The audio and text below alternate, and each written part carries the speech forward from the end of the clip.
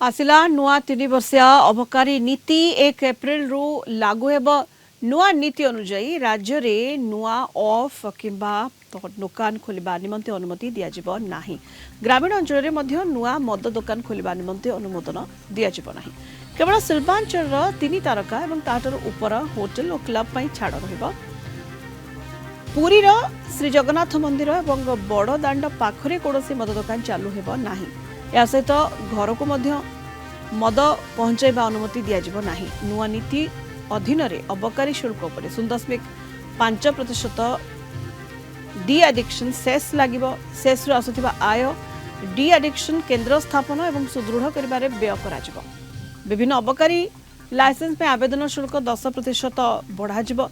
Licence शुल्क प्रति वर्ष 10 रु 20% पर्यंत वृद्धि पाइबो। एमएफएल एवं देसी मद सीएल उपर अबकारी शुल्क बढ़ा जाइए। पूर्व लाइसेंस धारी निर्दिष्ट परिमाण मद विक्रय नियम रोला।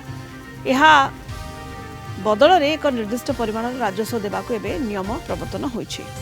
या द्वारा सरकारी राजस्व सुरक्षित रहिबो। व्यवसायी मानकु केवल परिमाण लक्ष्य पूरण बिक्री बढ़ाइबार चाप ह्रास पाइबो।